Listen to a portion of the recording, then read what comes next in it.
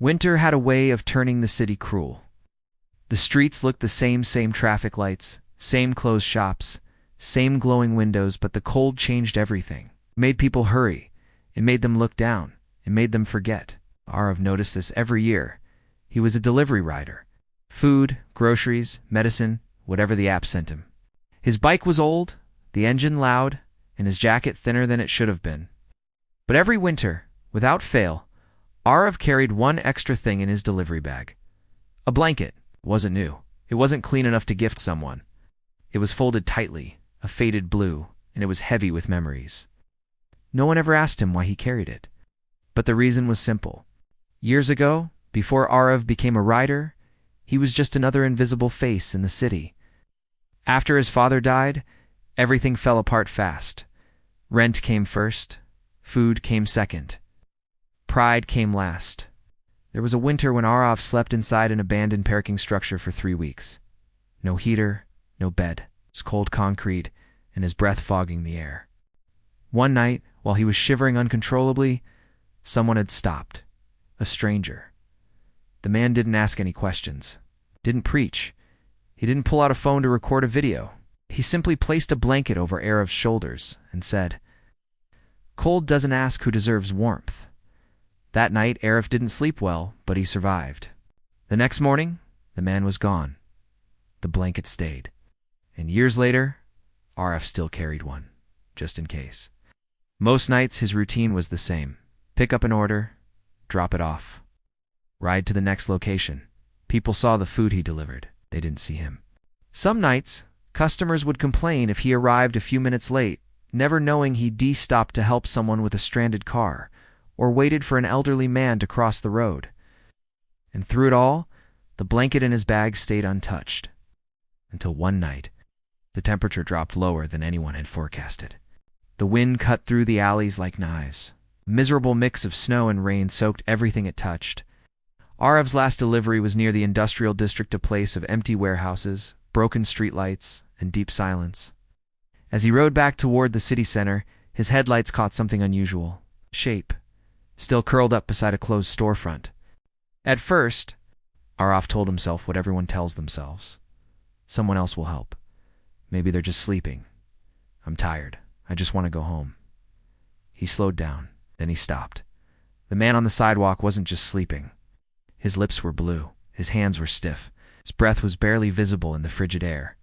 He was homeless, alone, freezing. Aarav knelt beside him, shaking his shoulder gently. There was no response. Panic started to creep in. This wasn't just about kindness anymore. This was an emergency. Without thinking, Aarav pulled the blanket from his bag and wrapped it tightly around the man's body. He started rubbing the man's hands, trying to get some circulation back. He shielded him from the wind with his own body. He pulled out his phone and called for emergency services. The dispatcher on the other end asked questions. "Where are you? What's happening?" Aarav answered with shaking fingers, his own voice trembling from the cold and the fear. The minutes felt like hours. Then the man coughed. It was weak, but it was there. Then again, he was alive. When the ambulance arrived, the paramedics moved fast. One of them looked at Aarav and said quietly, "If you hadn't stopped, you wouldn't have made it through the night." Aarav didn't feel heroic. He just felt cold. He felt scared. And he felt deeply, profoundly grateful. As the ambulance pulled away, its lights disappearing into the night, Aarav noticed something. The blanket was gone. Smiled. Life didn't change overnight for Aarav. There was no news article, no viral social media post, no reward. He kept delivering. Winter finally ended. Spring came, and the spot for the blanket in his bag stayed empty. Months later, one sunny afternoon, Aarav was delivering groceries to a small apartment complex. An elderly man opened the door. He froze. It was the same face, healthier, cleaner, standing. The man stared at Aarav, his eyes wide with recognition. "Got you." "No," he said softly. "You're the one with the blanket." Aarav just nodded, unsure of what to say. The man swallowed hard. "I was told someone stopped," he said, his voice thick with emotion. "They said I wouldn't have survived another hour." He paused, looking Aarav right in the eyes. No one had stopped for me in years. The man's name was Daniel. He told Aarav he had been a construction worker. A bad injury cost him his job. The medical bills that followed cost him his home. And his pride had cost him time, preventing him from asking for help. That cold night had almost cost him his life. But now Daniel was in transitional housing. He was getting help. He was starting over. All because one person didn't keep riding. As Aarav turned to leave, Daniel handed him something. A folded blue blanket. It had been cleaned, and a small tear was neatly repaired. "I bought a new one," Daniel said. "But this one belongs to you." Aarav took it.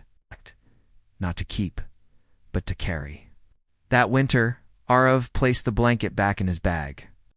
Cold still didn't ask who deserved warmth. But now, neither did he. Sometimes saving a life doesn't look like heroism. It looks like stopping. It looks like noticing. It looks like one blanket. Thanks for watching.